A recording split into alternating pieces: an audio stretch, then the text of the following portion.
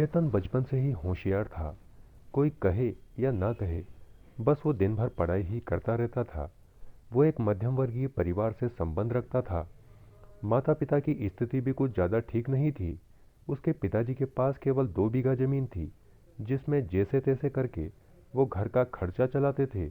लेकिन चेतन बचपन से ही पढ़ने में बहुत ही होशियार था और अपने घर की परिस्थिति को भी अच्छे से समझता था।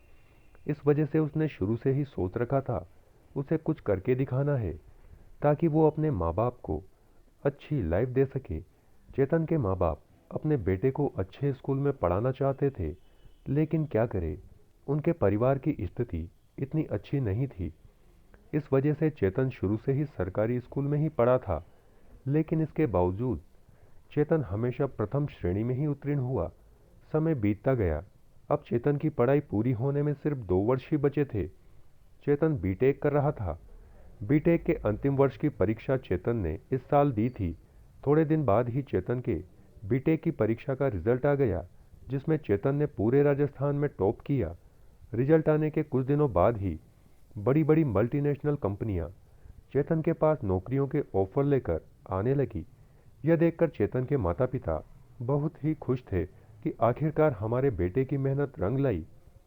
चेतन ने लगभग सभी कंपनियों को मना कर दिया, क्योंकि वो एक बेहतर ऑफर चाहता था। कुछ दिनों के बाद चेतन को गूगल से ऑफर आया। गूगल एक बहुत ही बड़ी कंपनी है, जिसे हर कोई जानता है। बच्चे से लेकर बड़ा हर कोई दिन भर गूगल का इस्तेमाल करके ही अपनी ज़रूरी जानकारी ढूंढते हैं। चेतन को गूगल कंपनी में बतौर इंजीनियर जॉब पर रखा गया। उसकी शुरुआती सैलरी 50 लाख रुपए प्रति साल थी। अब चेतन की आर्थिक स्थिति बहुत ही अच्छी हो गई थी। चेतन अपने माता पिता को भी अपने साथ ही रखना चाहता था, लेकिन चेतन के माता पिता शुरू से ही गांव में ही रहे थे। इस वजह से वहां पर उनका मन नहीं लगता था और वो अपने बेटे से कहते थे, बेटा हमें ज़्यादा रुपया पैसा नहीं चाहिए, हम तो गांव में ही रहना चाहते हैं। चेतन अपने माँ बाप की हर इच्छा पूरी करना चाहता था। अपने माता पिता की इच्छा गांव में रहने की है। इसका पता लगने के बाद चेतन ने गांव में ही जमीन खरीदकर अपने माता पिता के लिए एक शानदार घर बनवा दिया और वहीं पर एक फार्म हाउस बनाकर उसमें कई तरह की अलग अलग प्रजातियों के मवेशी ला दिए। पूरा गांव चेतन की तरक्की देखकर बहुत ही खुश था, क्योंकि चेतन ने वाकई में बहुत ही मेहनत की थी, तब जाकर वो इस मुकाम पर पहुंचा था।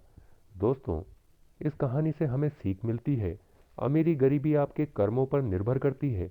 अगर आप पूरी ईमानदारी से प्रयास करें तो आप अपने भाग्य को भी पलट सकते हैं।